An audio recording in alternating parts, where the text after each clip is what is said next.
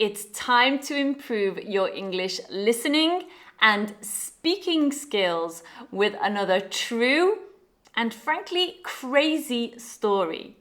A story so unusual that many people think it cannot possibly be real. Imagine this. A government sends soldiers into battle. The soldiers carry machine guns and expect an easy victory. But they are not fighting another army. They are fighting thousands of large birds. This is the incredible true story of the Great Emu War. It was 1932 and Australia was facing difficult times. Like many countries around the world, Australia was suffering from the Great Depression.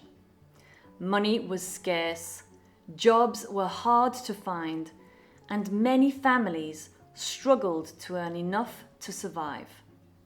In Western Australia, many farmers were trying to build a new life. Some of them had fought in the First World War and had received farmland from the government after returning home. They hoped that farming would provide a stable future for their families. But life on the land was much harder than they had expected. The weather was often difficult. Prices for crops were low, and making a profit was never easy.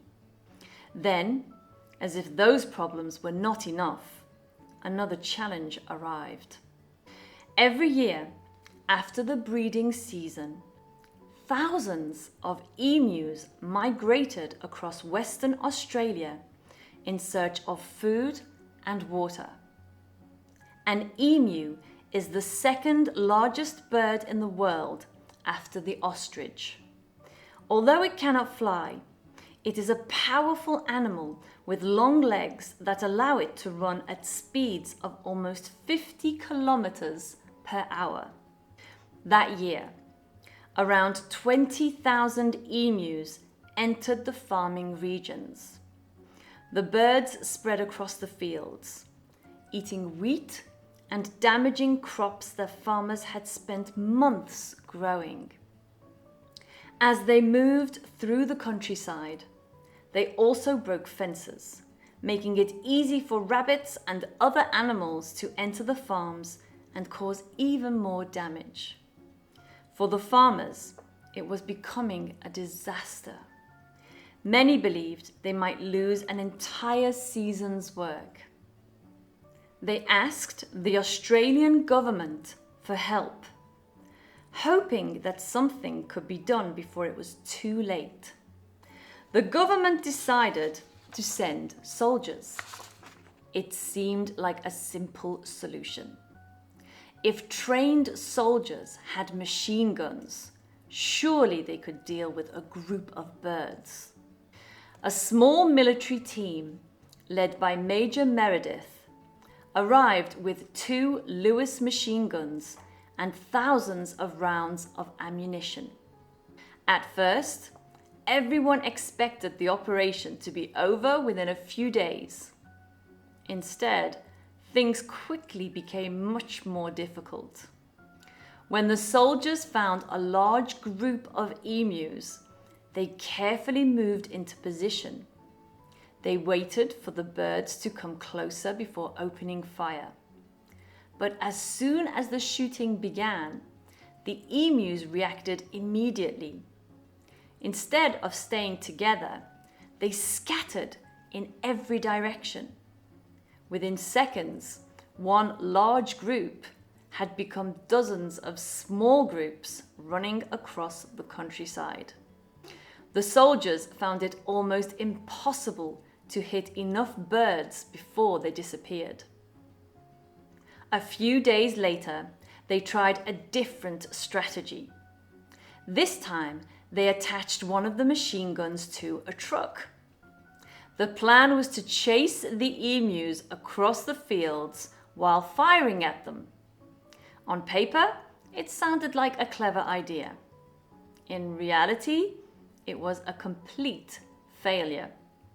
The ground was rough and uneven. The truck bounced constantly as it drove over rocks and holes, making it almost impossible for the gunner to aim accurately. Meanwhile, the emus ran surprisingly fast. They changed direction without warning, disappeared behind bushes, and often escaped before the soldiers could get close enough. The soldiers were becoming frustrated. The emus seemed to know exactly how to avoid them. Some newspapers even joked that the birds had their own military commanders who organized their escape. Of course, that was only a joke, but people across Australia began laughing at the strange operation. The soldiers continued their mission for several weeks. They fired thousands of bullets and managed to kill some emus, but nowhere near enough to stop the damage. For every group they chased away, another group appeared somewhere else. The birds simply kept coming. Eventually, the government decided that the operation had become too expensive and was not producing the results everyone had hoped for. The soldiers were ordered to leave. Although some emus had been killed, thousands remained on the farms. The farmers still faced the same problem they had before. Over the following years, different solutions were introduced. Stronger fences were built to protect farmland, and farmers were encouraged to control the emu population themselves through reward programs. These methods proved to be much more effective than sending soldiers into the countryside. Today, the Great Emu War has become one of the most famous stories in Australian history. It is often described as the war that Australia lost against birds. Of course, it was never officially a war. It was a military operation designed to protect farmland from wild animals. But the nickname has survived for almost 100 years because it perfectly captures how unusual the whole event was. Although the soldiers had modern weapons and military training, they underestimated their enemy.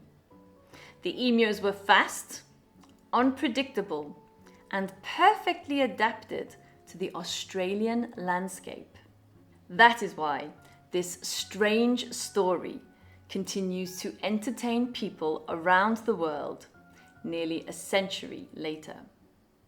Now you can test yourself with a quick quiz. Don't forget to answer the questions out loud and press pause if you need more time. Ready? Why were the farmers asking for help? And the answer is because thousands of emus were eating their crops and damaging their fences. Why did the government send soldiers? The government believed the soldiers could quickly solve the problem with guns. Why didn't the soldiers succeed? And the answer is the emus ran very fast, scattered into small groups, and escaped across the countryside. Why did the truck plan fail?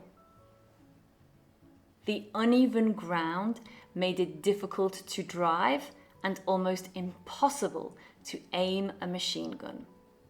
How was the problem managed later? And the answer is better fences and reward programs for farmers. I love this story because it reminds us that nature is often much more unpredictable than we expect. What do you think? If you had been in charge, part of the Australian government, how would you have solved the problem? Let me know below in the comments. Also, please don't forget to like, subscribe, and hype to support my work. It really helps. If you are ready for another true story to improve your English, then click here. I'll see you in the next video. Take care.